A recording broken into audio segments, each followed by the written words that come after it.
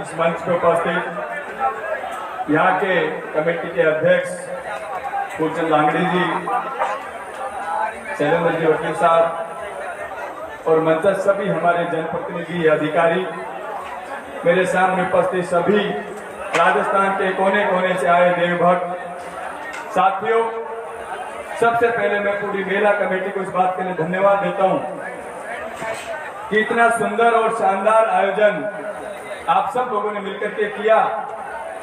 और हर साल ये हमारे लिए खुशी की बात कि लाखों लोग इस मेले में आते हैं, लेकिन ये हमारे समाज की परंपरा है, हमारे समाज की एकता है। कभी किसी प्रकार की कोई घटना इस मेले में नहीं होती। ये हमारे लिए सबसे बड़ी खुशी की बात है। पैदल यात्री आते हैं सैकड़ों किलोमीटर चल करके, उनके लिए जिस तरीके का बंदोबस्त पूरे रास्ते में किया जाता है, उनके रहने का, उनके खाने का, यही हमारे समाज की सबसे बड़ी एकता की खूबसूरती है। मेरा आप सब लोगों से निवेदन है कि हम सब लोगों को मिलकर के एकजुट रह करके काम करना है। और एकजुटता के साथ साथ अभी आपको ध्यान होगा, आदरणीय सचिन पायलट साहब का 4-5 दिन पहले महुआ में प्रोग्राम था, 4 तारीख को। वहां से उन्होंने एक संदेश दिया कि हम सब लोगों को 36 कौम के साथ मिलकर के प्यार प्रेम भाईचारे के साथ मिलकर के आगे बढ़ना है। हम अकेले कुछ नहीं कर सकते, सबको साथ लेकर के हम लोगों को चलना पड़ेगा। शांति बनाए रखनी पड़ेगी, प्यार मोहब्बत से सबका दिल जीतना पड़ेगा और दिल जीत करके हम लोगों को आगे बढ़ना पड़ेगा। समाज वही प्रगति करता है जिसने आर्थिक, राजनीतिक और शैक्षिक जागृति जिस समाज में आई है, वो समाज हमेशा आगे बढ़ रहा है। तो हमारी भी जिम्मेदारी बनती है कि आर्थिक जागृति के लिए हम व्यापार में आगे बढ़े, शैक्षिक जागृति के लिए हमारे अधिकारी कर्मचारी बने और राजनीतिक जागरूकता के लिए वार्ड पंच से लेकर के विधायक सांसद तक हमारे समाज के बने। ये हम सब लोगों की जिम्मेदारी बनती है कि आपस में लड़ने का काम नहीं करें, सब मिलकर के रहें, एकजुटता के साथ रहें और एकजुटता के साथ सब आगे बढ़ने का प्रयास करें। इस समाज में ये बात अभी मन से मुकेश जी भी कह रहे थे, काफी लोग कह रहे थे, इस समाज में सर्वप्रथम अगर कोई राजनीतिक जागरूकता लेकर के आए तो स्वर्गीय राजेश पायलट साहब, जिन्होंने पूरे हिंदुस्तान में समाज को पहचान दी। और इस समाज में अगर शिक्षा की जागृति को लेकर के आए तो उसका नाम था स्वर्गीय कर्नल भंसला साहब। आज उन दोनों महान विभूतियों ने समाज को पूरे देश में पहचान दिलाने का काम किया।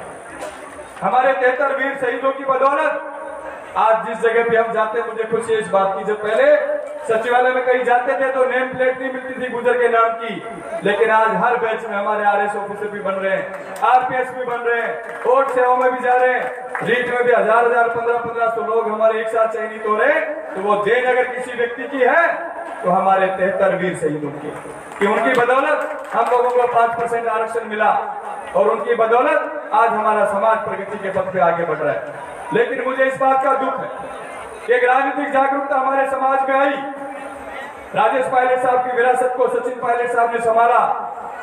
हर बार जब भी राजस्थान में सरकारें बनती थी तो हमारे 2-2, 3-3 कैबिनेट मिनिस्टर हर सरकार में हुआ करते थे। लेकिन मुझे दुख है इस बात का कि इस बार की जो सरकार राजस्थान की है, उन्होंने गुजरों को किसी लायक नहीं समझा।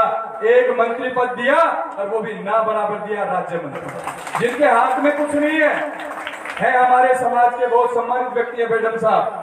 हम चाहते हैं कि हमारे समाज के इस बार भी सरकार में 2-2, 3-3 कैबिनेट मिनिस्टर बने, ताकि हमारे समाज का व्यक्ति जाके उनके पास खड़ा हो सके। आज हालात ये है कि अगर समाज का कोई व्यक्ति जाए तो किसके पास जाए? हालात खराब है। बेगम साहब बेचारे संघर्ष करते हैं, लेकिन जब पावर नहीं हो तो संघर्ष का भी क्या फायदा? उनको भी बनाया तो राज्य मंत्री बनाया।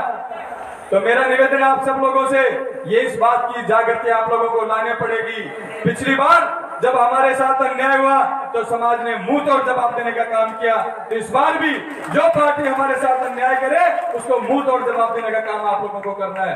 राजनीतिक एकता जब तक हम लोगों में नहीं आएगी, राजनीतिक मजबूती जब तक हम लोगों में नहीं आएगी, तो हम जो 5% से हमारे अधिकारी कर्मचारी बनाते हैं ना, उनका संरक्षण कौन करेगा? ध्यान रखो। मैं 5 साल तक 2018 से 23 तक विराटनगर की जनता के आशीर्वाद से, सचिन पायलट साहब के आशीर्वाद से विराटनगर का प्रतिनिधित्व करने का मुझे मौका मिला सरकार। और आज किसी कारण से हमारे वहां गड़बड़ हो गई।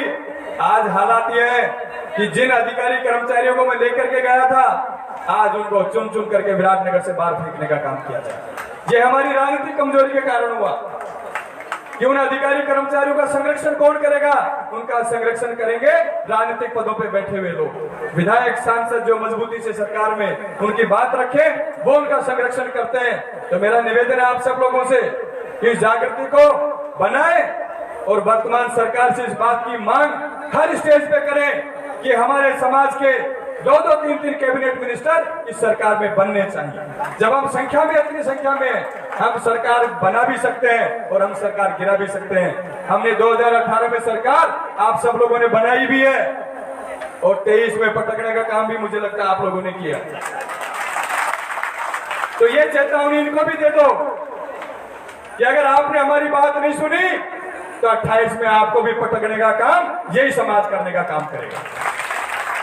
एक राज्य मंत्री, मुझे लगता है 20-25 साल से तो मैं सक्रिय हूं राजनीति में, पहली बार ऐसा देखता है 98 की जब गवर्नमेंट से 98 से 2003 में हमारे 4-4 मंत्री हुआ करते थे।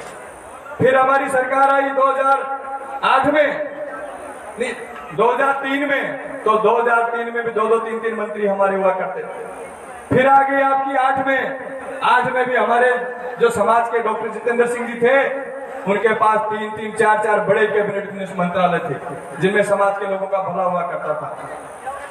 फिर 13 में भी 2-2 मंत्री थे, एक मंत्री थे, लेकिन वो पावरफुल थे MC पठाना जी। और आपकी बात तो पिछली सरकार में भी सचिन पायलट साहब डिप्टी CM रहे, उसके बाद 2-2 मंत्री हमारे समाज के रहे और इस सरकार ने तो हमारा बेड़ा गर्क कर दिया।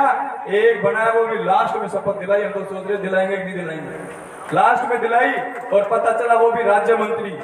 तो राज्य मंत्री मैं सरकार में रहा हुआ आदमी हूँ, मैं जानता हूँ राज्य मंत्री के हाथ में कुछ नहीं होता है बेचारा। सरकारी गाड़ी होती है और उनको हमारी सरकारों में डीजल मंत्री के नाम से बोला जाता है कि गाड़ी में डीजल भराओ और घूमते रहो चारों तरफ राम राम। इसके अलावा उनके पास कुछ नहीं होता है।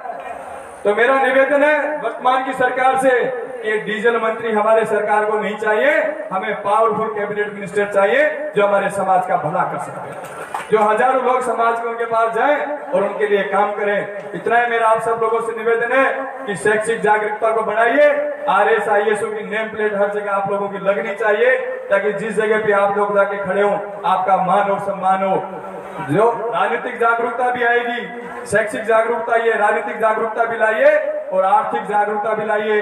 बड़े बड़े व्यापारी भी हमारे समाज में होने चाहिए क्योंकि चुनाव लड़वाड़ा चंदोद व्यापारी देख सकते भाई, वो भी जरूरी है।